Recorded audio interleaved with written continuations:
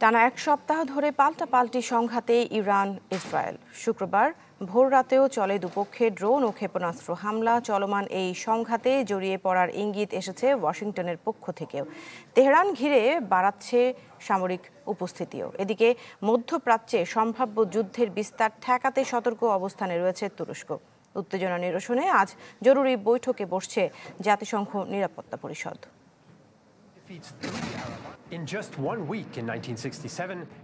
1967 সালের 6 দিনের Arab Israel যুদ্ধে নাস্তানাবুদ হয়েছিল আরব দেশগুলো। এই যুদ্ধের মাধ্যমে প্রতিবেশী মিশরের সিনাই ও গাজা উপত্যকা, জর্ডানের পশ্চিম তীর ও জেরুজালেম, সাথে সিরিয়ার গোলান মালভূমি দখলে নেয় ইসরায়েল। 5 দশকেরও বেশি সময় পর সেই কলঙ্ক ঘোচানোর চেষ্টায় ইরান 6 দিন নয়, টানা এক সপ্তাহ ধরে ইসরায়েলের বিরুদ্ধে চালিয়ে যাচ্ছে প্রতিশোধমূলক আক্রমণ। শুক্রবার ভোর রাতেও চলে দুপক্ষের পাল্টাপাল্টি ড্রোন ও ক্ষেপণাস্ত্র হামলা। ব্যাপক ক্ষয়ক্ষতির কবলে পড়ে ইসরায়েলের দক্ষিণাঞ্চলীয় শহর বীরসেবা। লোহিত সাগর অঞ্চলে 2টি ইরানি ড্রোন ভূপাতিতের দাবি করে ইসরায়েলের বিমান বাহিনী। এদিকে আরাক নিউক্লিয়ার রিঅ্যাক্টর সহ ইরানের বেশ কিছু সামরিক স্থাপনাতে পাল্টা বোমা হামলার দাবি জানায় তেল আবিব। ইরানে ক্ষমতার পট পরিবর্তন ইসরায়েলি অভিযানের উদ্দেশ্য না হলেও তা পরিণতি হতে পারে বলে মন্তব্য করেছেন ইসরায়েলের প্রধানমন্ত্রী বেনিয়ামিন নেতানিয়াহু। ইরান থেকে সন্ত্রাসবাদ নির্মূল করা হবে এই প্রশাসনের অধীনেই। আমরা কেবল পারমাণবিক স্থাপনা ধ্বংস করতে চেয়েছি, তবে যে যুদ্ধ শুরু হয়েছে ইরানের ক্ষমতার পালাবদল তার পরিণতি হতে পারে। চলমান সংঘাতে ইরানের বিরুদ্ধে সরাসরি জড়িয়ে পড়ার ইঙ্গিত দিয়েছে যুক্তরাষ্ট্র। দেশটি ঘিরে সামরিক উপস্থিতিও বাড়িয়েছে ওয়াশিংটন। হোয়াইট হাউস জানিয়েছে ইরানে যুক্তরাষ্ট্র অভিযান চালাবে কিনা সে বিষয়ে 2 সপ্তাহের মধ্যে সিদ্ধান্ত নেবেন ট্রাম্প। বর্বর ইসরায়েলি আমেরিকান আগ্রাসনের বিরুদ্ধে চুপ করে বসে থাকবে না বলে হুঁশিয়ারি দিয়েছেন হিজবুল্লাহ নেতা শেখ নাঈম কাশেম। এদিকে মধ্যপ্রাচ্যে সম্ভাব্য যুদ্ধের বিস্তার ঠেকাতে সর্বোচ্চ সতর্কতায় যাচ্ছে তুরস্ক। সীমান্তে নজরদারি বাড়ানোর পাশাপাশি আকাশে টহল শুরু করেছে দেশটির যুদ্ধবিমান। আঙ্কারা জানিয়েছে বর্তমান পরিস্থিতিতে আর কোনো ঝুঁকি নিতে চায় না তারা। মিলা খন্দকার, চ্যানেল 24। প্রথমবারের মতো ইসরায়েলের $1 কোটি সমমূল্যের ড্রোন ধ্বংস করেছে IRGCর এয়ার ডিফেন্স সিস্টেম। এর মাধ্যমে নিজেদের আকাশ প্রতিরক্ষা ব্যবস্থার অনন্য নজির দেখালো ইরান। বুধবার মধ্য ইরানের ইস্ফাহান অঞ্চলে ভূপাতিত করা হয় ইসরায়েলে অত্যাধুনিক হারমিজ 900 চালকবিহীন এই ড্রোনটি। ইরানের প্রতিরোধে ড্রোন হারানোর কথা স্বীকার করেছে IDF। ইরানের আকাশ প্রতিরক্ষা ব্যবস্থার কাছে হার মেনে এভাবেই মাটিতে আছড়ে পড়ে মূল্যবান হারমিজ 900 মডেলের চালকবিহীন ড্রোন। বিধ্বস্ত ড্রোনটির আনুমানিক মূল্য $10 মিলিয়ন। ইসরায়েলের অত্যাধুনিক ড্রোন হারমিজ লক্ষ্য করে চালানোর ভিডিও প্রকাশ করেছে ইরান। তেহরানের দাবি, নজরদারি করতে ইরানের আকাশ সীমায় পৌঁছানোর পরপরই ভূপাতিত করা হয় যুদ্ধযানটি। এক্ষেত্রে ব্যবহার করা হয় surface two air type missile.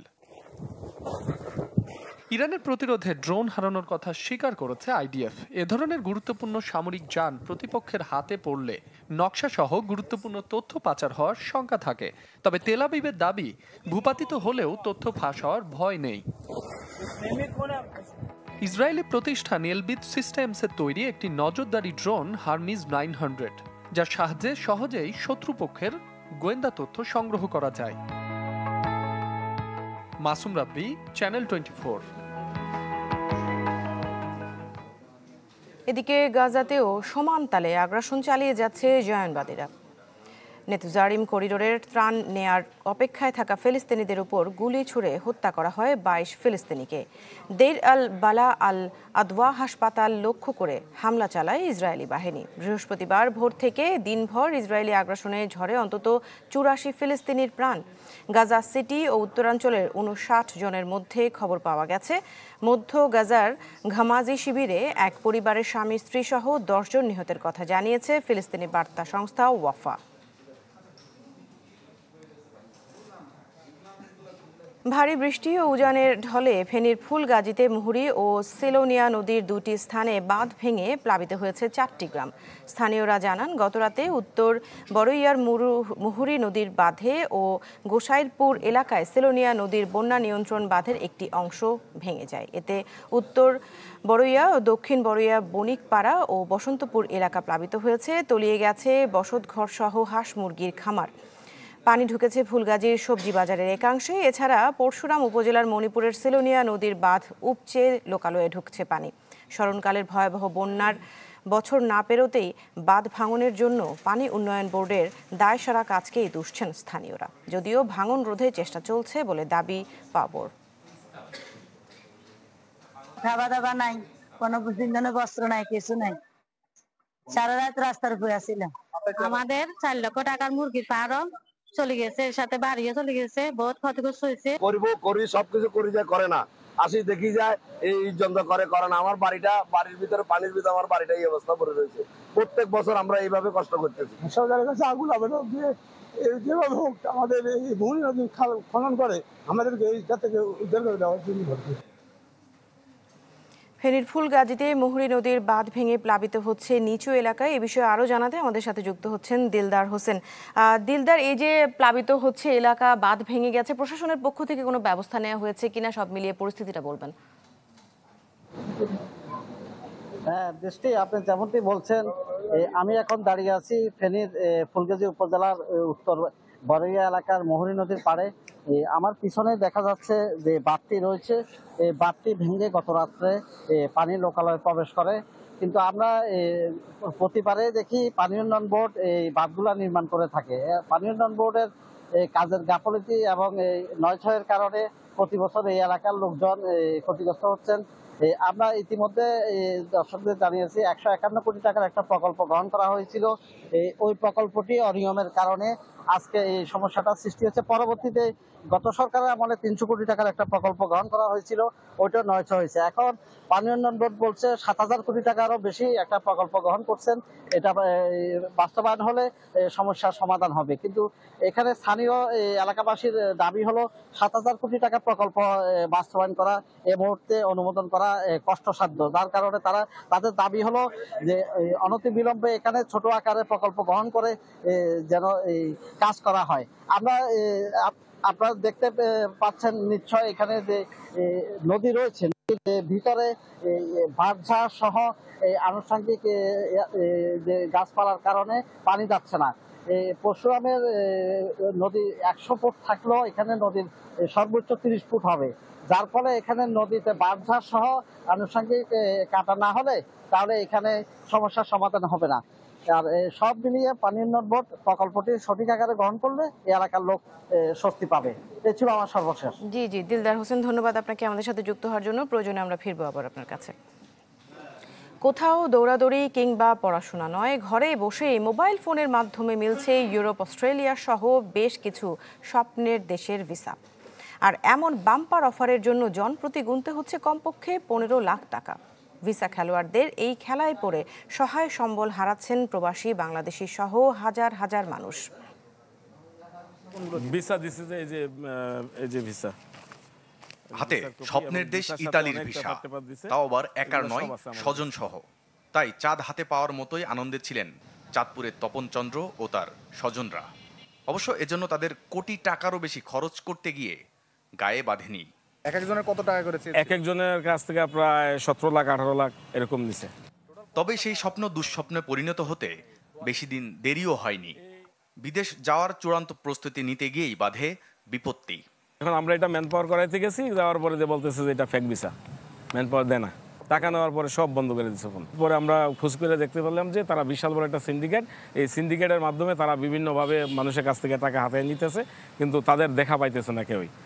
যদিও বিশ্বাস অর্জনের জন্য মাঝখানে নেপাল থেকে ঘুরিয়ে আনা হয় তাদের। ভিসা দেবে বলে আমাদেরকে ইন্ডিয়ার ভিসা করাইছে, তারপর ইন্ডিয়ার ভিসা করায় ইন্ডিয়া নিতে পারে নাই, তারা আমাদেরকে নেপালে নিয়ে গেছে। ভুক্তভোগীদের তথ্য যাচাই আর প্রতারণার উৎস খুঁজতে চায় চ্যানেল 24, আর এজন্য গন্তব্য উত্তরবঙ্গের নীলফামারী জেলা। ভিসা প্রতারণার ঘটনায় শুধু চলতি বছরেই শতাধিক মামলার তথ্য এসেছে নীলফামারী জেলার কিশোরগঞ্জ থানায়।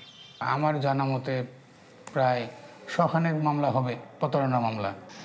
কিশোরগঞ্জ থানার মামলাগুলোর সূত্র ধরে আমরা যেতে চাই অভিযুক্ত কয়েকজনের বাড়িতে। ভুল করছিল, গেছিল, এটা মিথ্যে কথা নয়। ঠিক আছে, ওইখানে বন্ধ করেন। এইটা বুলবুল ভাইয়ের বাসা না? আছে উনি? ওনার এই বাসাটা ছাড়া আর বাসা আছে? কই?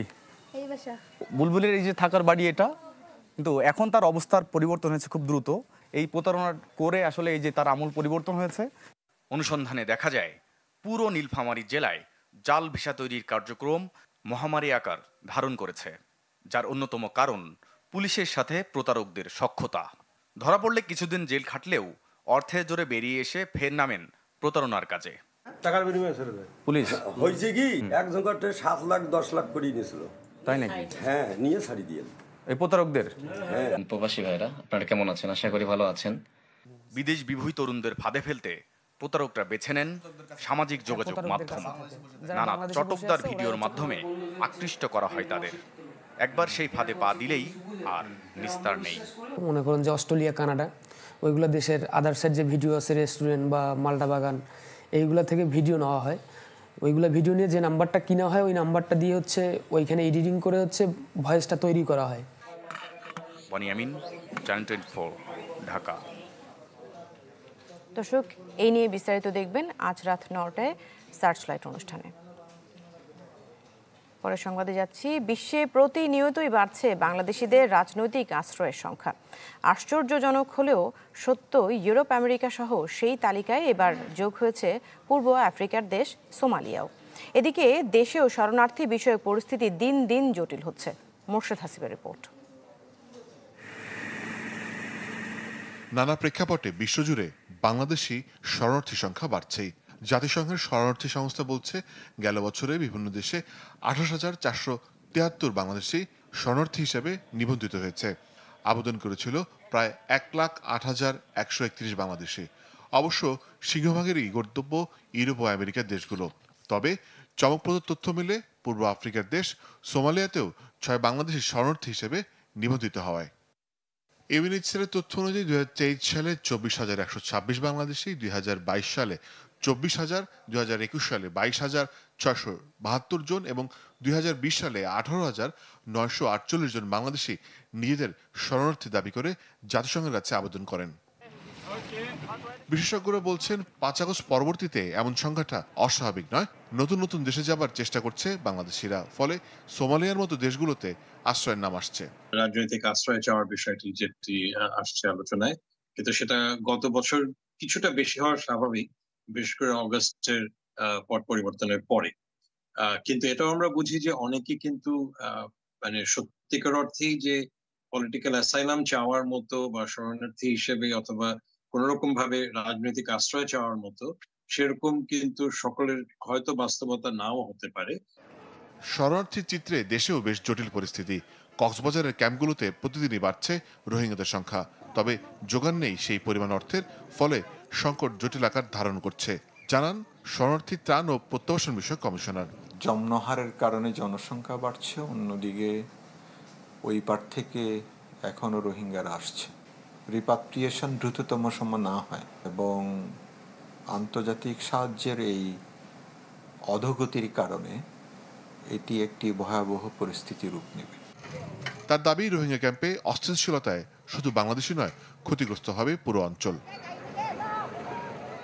মোর্শেদ হাসিব, চ্যানেল 24, ঢাকা। 2 যুগ পেরিয়ে গেলেও বাস্তবায়ন হয়নি পার্বত্য শান্তি চুক্তি। এই দীর্ঘসূত্রতায় উদ্বেগ জানিয়েছে বিশিষ্ট নাগরিক, রাজনৈতিক নেতৃবৃন্দ ও আদিবাসী অধিকার কর্মীরা। রাজধানীতে সাম্প্রতিক পার্বত্য পরিস্থিতি ও পার্বত্য চুক্তি বাস্তবায়নের করণীয় শীর্ষক আলোচনা সভায় এই মন্তব্য করেন বক্তারা। বলেন, রাজনৈতিক সদিচ্ছা ও সময়সীমা নির্ধারণ করে দ্রুত চুক্তি বাস্তবায়ন জরুরি। আলোচনায় মূল প্রবন্ধ উপস্থাপন করেন আদিবাসী অধিকার কর্মী সতেজ চাকমা ও সভাপতিত্ব করেন ফোরামের সহসভাপতি অজয় এমৃত। আর আলোচনায় অংশ নেন টিআইবির নির্বাহী পরিচালক ও দুদক সংস্কার কমিশনের প্রধান ডক্টর ইফতেখারুজ্জামান, সিপিডির সাধারণ সম্পাদক রুহিন হোসেন প্রিন্স, ঢাকা বিশ্ববিদ্যালয়ের শিক্ষক ও পার্বত্য চুক্তি বাস্তবায়ন আন্দোলনের যুগ্ম সমন্বয়কারী ডক্টর খায়রুল ইসলাম চৌধুরী।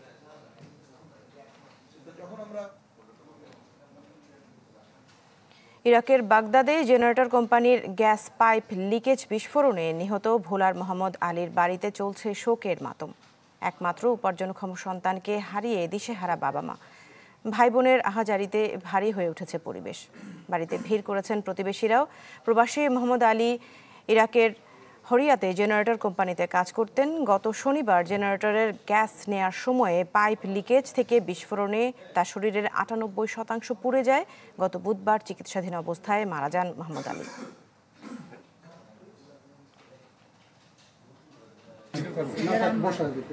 গত শনিবার রাত্রে ওর ৯৮% বার্ন, অনেক কষ্ট পেয়েছে। ও গত মঙ্গলবার রাত্রে মারা গেছে। আমি তো একজন অসল মানুষ, আমার একটা সংসার আছে, আমার একটা ছেলে পড়াশোনা করে, এই তারপরে মেয়েরা মাঝে মাঝে আসে। এই অবস্থা যে সরকার পক্ষ থেকে আমার একটু সাহায্য করে, আমি অনেক কৃতজ্ঞ থাকবো সরকারের প্রতি। বরগুনায় ডেঙ্গু রোগের প্রাদুর্ভাব ভয়াবহ রূপ নিয়েছে। প্রতিদিনই বাড়ছে নতুন নতুন রোগের সংখ্যা। রোগতত্ত্ব গবেষণা বলছে, এডিস মশা নিয়ন্ত্রণে সচেতনতার অভাব রয়েছে সাধারণ মানুষের। মশা বৃদ্ধির পেছনে প্রশাসনের উদাসীনতাকে দুষছেন স্বাস্থ্য বিভাগ, যদিও যথাযথ পদক্ষেপ নেয়ার দাবি পৌর প্রশাসনের। বরগুনার পৌর শহরের থানাপাড়া এলাকার বাসিন্দা উদ্যোক্তা মোনালিসা জেরিন গেল ৬ জুন ডেঙ্গু জ্বরে আক্রান্ত হয়ে মৃত্যু হয় তার। যদি ডাক্তারের কাছ থেকে প্রপার ট্রিটমেন্ট বা আমরা টাইমলি সকল কিছু সেবা পাইতাম, বা আমার রোগী যে এমার্জেন্সি এটা তারা বলতো, এখান থেকে রেফার করতো, আমি মনে হয় যে আমার রোগী আসলে এরকম আমার এই দিন দেখতে হতো না। মোনালিসার মতো ডেঙ্গু জ্বরে আক্রান্ত হয়ে বরগুনার ২৫০ শয্যার জেনারেল হাসপাতালে প্রায় ২০০ রোগী ভর্তি রয়েছে। রোগী ও স্বজনদের অভিযোগ, পৌর এলাকার নোংরা পরিবেশ ও হাসপাতালের চিকিৎসা সেবা ঠিকভাবে না পাওয়ায় দিন দিন ডেঙ্গু বাড়ছে। সারাদিন ওই যে সকালবেলা আসে ডাক্তার, তাছাড়া আর আসে না। এখানে আসলেই হচ্ছে কি দেখায় দেয়, হচ্ছে স্লিপ ধরায় দেয়, বাইরে থেকে সবকিছু কিনা লাগে। বিএটিসির এখান থেকে খাল আছে না, ওখান থেকে খালের পারে পারে মশা করে ওষুধ দেয়। আর ডিরেন তো পিছন সাইড দিয়ে আর কি দেওয়া হয় না। রোগতত্ত্ব গবেষকরা বলছেন, এডিস মশা প্রতিরোধে সচেতনতার অভাব রয়েছে। এই এলাকার মানুষজন কিন্তু মৎস্য চাষের মতো করে মশা চাষ করছেন। আমার ঘরে যে মশার আবাসস্থল আমি তৈরি করে রাখছি, সেটা যদি আমি পরিষ্কার না করি, তাহলে এই অবস্থা থেকে পরিত্রাণের আসলে খুব বেশি মনে হয় না যে আমার পক্ষে এটা খুব বেশি সম্ভব হয়ে উঠবে। প্রশাসন জানায়, এ বিষয়ে সবাই সতর্ক হতে হবে। সচেতনতা এবং ডেঙ্গুর প্রজনন রোধ করতে না পারা অথবা আশানুরূপ পৌরসভার যে কাজগুলো সেগুলো করতে না পারা, পূর্বেই যদি আমরা প্রস্তুত থাকতাম তাহলে এতটা আক্রান্ত হতো না। গবেষণা দল তারা দেখেছেন যে 95% লার্ভা মানুষের বাড়িতেই আছে, এবং এটা একমাত্র মানুষের অসচেতনতার জন্য দায়ী। যত দ্রুত মানুষ এই বিষয়টা অনুধাবন করতে পারবে, ততই আমরা আমাদের যে ডেঙ্গুর যে জ্বরের কিংবা এডিস মশার যে প্রাদুর্ভাব, এটা থেকে আমরা নিজেদেরকে রক্ষা করতে পারবো। সরকারি হিসাব মতে চলতি বছরে এ পর্যন্ত বরগুনায় ২,০০০-এর বেশি ডেঙ্গু রোগী শনাক্ত হয়েছে। কাউসার হোসেন রানা, চ্যানেল 24, বরগুনা। সরকারের আনুষ্ঠানিক ঘোষণা না এলেও এনসিটি পরিচালনার জন্য প্রস্তুতি নিতে শুরু করেছে চট্টগ্রাম বন্দর কর্তৃপক্ষ। সাজানো হচ্ছে পরিকল্পনা। কর্মকর্তারা বলছে, সাইফ পাওয়ার টেকের সাথে নতুন করে চুক্তি নবায়ন না হলে ৭ জুলাইয়ের পর টার্মিনালটি সচল রাখতে সব ধরনের প্রস্তুতি রাখা হচ্ছে। ফখরুল ইসলামের রিপোর্ট। বিদেশি অপারেটর নিয়োগ ইস্যুতে গত কয়েক মাস ধরে আলোচনায় চট্টগ্রাম বন্দরের new mooring container terminal NCT, যার বর্তমান অপারেটর সাইফ পাওয়ার টেকের সাথে চুক্তির মেয়াদ শেষ হচ্ছে আগামী ৭ জুলাই। প্রশ্ন উঠেছে, এরপর কারা চালাবে বন্দরের সবচেয়ে বড় এই টার্মিনাল? নানামুখী বিতর্কের কারণে সবশেষ এনসিটি বন্দরের হাতে রেখে পরিচালনা করা যায় কিনা গত কয়েকদিন ধরে তা খতিয়ে দেখছিল সরকার। এ নিয়ে গত বুধবার নৌ পরিবহন মন্ত্রণালয়ে বৈঠক হয়। এরপর থেকেই জোরে সোরে অভ্যন্তরীণ প্রস্তুতি শুরু করেছে বন্দর কর্তৃপক্ষ। তাতে ইঙ্গিত মিলছে, এনসিটি পরিচালনার ভার আপাতত থাকছে বন্দরের হাতেই। যে সময় আছে এর ভিতরে আসলে অন্য কোনোভাবে কার্যক্রম ওটিএম শেষ করে কোনো কার্যক্রম করা ডিফিকাল্ট হতে পারে। সো আলটিমেটলি আমাদের মন্ত্রণালয় থেকে সিদ্ধান্ত ওইভাবেই আমাদেরকে হয়তো যদি আসে, আমরা প্রস্তুতি গ্রহণ সেভাবে করছি, এবং অপারেশনাল কার্যক্রম যাতে কোনো রকমের ব্যাহত না হয় সেই উদ্দেশ্যেই বেসিক্যালি চট্টগ্রাম বন্দর প্রিপারেশন নিচ্ছে, সেটা কারিগরি প্রিপারেশন রয়েছে, আমাদের ম্যাটেরিয়াল প্রিপারেশন রয়েছে, লজিস্টিক্স প্রিপারেশন রয়েছে এবং মেইনটেনেন্স সংক্রান্ত প্রিপারেশন রয়েছে। বন্দর ব্যবহারকারীদের মতে শ্রম অসন্তোষ সহ পুরনো সংকট ফিরে না এলে কিংবা বিগত দিনগুলোর মতো বাধাহীনভাবে কাজ চললে এনসিটি বন্দর কর্তৃপক্ষ নিজেরা চালালে তাতে কোনো সমস্যা দেখছে না তারা। এজন্য শক্ত একটি মনিটরিং ব্যবস্থা থাকা দরকার। যদি সত্যিকার অর্থে বন্দর এটাকে পরিচালনা করতে পারে, এফিসিয়েন্টলি পরিচালনা করতে পারে, তাহলে এটা অবশ্যই ভালো। কিন্তু অতীত অভিজ্ঞতা আমাদেরকে অন্য বার্তা দিচ্ছে, সেটা হলো অতীতে শ্রমিকদের সমস্যা এবং আমলাতান্ত্রিক জটিলতায় বন্দরের যে একটা উৎপাদনশীলতা যে হ্রাস পেয়েছিল, নানা ধরনের বাধা বিপত্তি সৃষ্টি হয়েছিল, এই সমস্ত কথা মনে পড়লে কিন্তু আমাদের মনের মধ্যে শঙ্কা সৃষ্টি হয়। এনসিটিতে বছরে হ্যান্ডলিং হয় প্রায় 13 লাখ কন্টেইনার। 2007 সাল থেকে এটি পরিচালনা করে আসছিল বেসরকারি অপারেটর সাইফ পাওয়ারটেক।